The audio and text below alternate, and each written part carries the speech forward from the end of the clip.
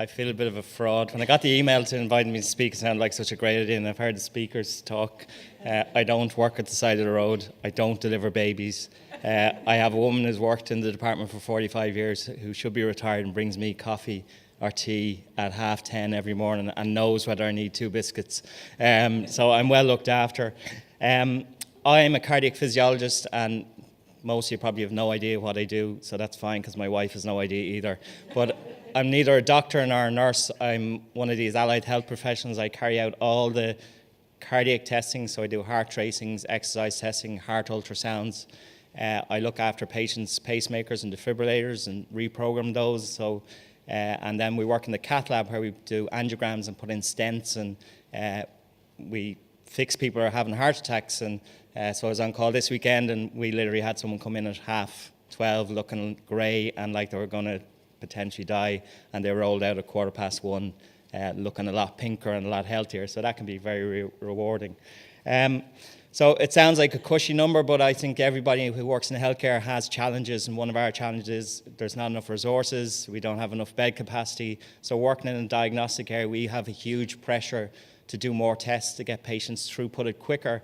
And I saw once a cartoon where you could make ultrasound very efficient by just having a conveyor belt where the patients will come through and you put the probe on and scan them. And it sounds great, but sometimes it can feel like that. And one of the things I became very aware of a couple of years ago was the hashtag Hello My Name Is campaign. So it was a campaign that was started by Kate Granger, a doctor who developed cancer, who realized that people referred to her as bed 5 and the lady with cancer, and not her name, and people didn't come in and introduce themselves. So it struck me as maybe I was one of those healthcare workers, and that I was just the conveyor belt. So something I always do now is I always say, hello, my name is Paul, I'm your cardiac technician or cardiac physiologist, I'll be doing your procedure. And most Irish people go, no problem, doctor. And you go, I'm not a doctor, I'm the cardiac physiologist. That's fine, doctor. But anyway, we get over that. So we've sometimes very brief encounters with patients, and other patients with pacemakers and defibrillators we follow up for years and build a big relationship with them. But one patient I had many years ago came in for an exercise test. First time I'd met him, chatted away to him, he's doing his exercise test, and he suddenly says, I feel a bit dizzy. So did my training, stopped the test, brought him over to the exercise couch, and he collapsed. I called for help, and 3 people came into the room, and I was only newly qualified. 3 people came into the room, they all jumped to what they were trained, and unlike you, I forgot all my training. I completely froze. It was a small room, it was cramped, he was lying there, there were people helping him, I couldn't get out past him. I was like, ugh.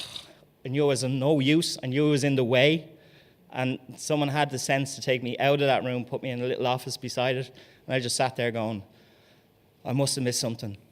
I did something wrong. This is my fault. And I knew by the noises that were coming from the room, by the bits of equipment they were bringing in, that he was not going to make it out. And I was sitting there going, he's going to die, he's going to die. It's my fault, I missed it. And I'm like literally a year qualified. He died, unfortunately. But someone rang the consultant who was looking after him, who was working in a different hospital across town. And he said, who did the test? Don't let him go home till I come to see him.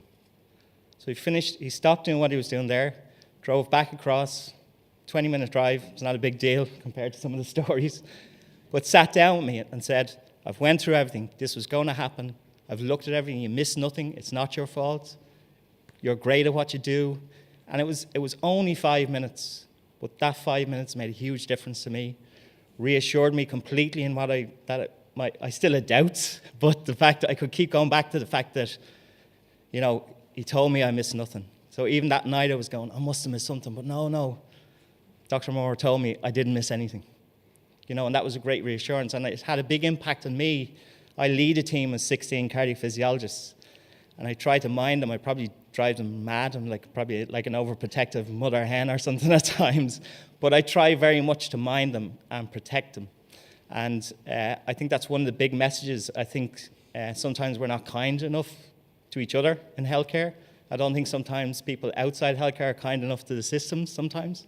And even I'm conscious of the fact that I became very conscious, I'm very protective of my team. But if you're not working with my team, I could be actually a little bit, not aggressive, I can be grumpy. I could be a bit grumpy and not see things from your point of view. And I think we have to be, not only within our own teams, but also be kind to other healthcare workers outside our own teams, because we're all there for the patient. One of the other things I suppose I became aware of, terrible record, so I've started mentioning about Twitter, and one of the things I noticed on Twitter once, somebody said you should always ask a non-clinical question. And it sort of struck me, because we see patients and we sometimes get overly focused on how everything we do for patients. And I remember I started to take this in, and Irish people are great for talking, so if you get an Irish person, you start to ask them a question, they'll go on. So I had this 92-year-old woman came in for an echo and heart scan on a really busy day. I was like looking at the form and I was being a bit cynical. I was like, oh, 92, seriously? Their heart is still beating, it's probably good. So I brought her in, started the scan, introduced myself, started the scan, and then I went, did you ever work? And she goes, oh yeah, I worked in the Grand Hotel in Malahide, which is the very venue that I had my graduation dinner. So we had this joke, and I said, maybe you served me my graduation dinner. She was like, oh no, I was there in the 70s and you're too young. And I said, did you do anything else? And she said, well, I didn't really, but my husband worked for John Huston, who's a film director. And I said, oh. And I said, would you have met any film stars? And she goes, oh yeah, Marlon Brando, Peter O'Toole, and Richard Harris, who are three of the biggest hellraisers ever. And I said, oh, how'd you meet them? She said, oh, they stayed in the house in Galway. They came over to shoot a film, they were in the house in Galway. And I said, how did that go? Mad's a box of frogs, she says. They're all mad. And I said, who was the worst? Marlon Brando.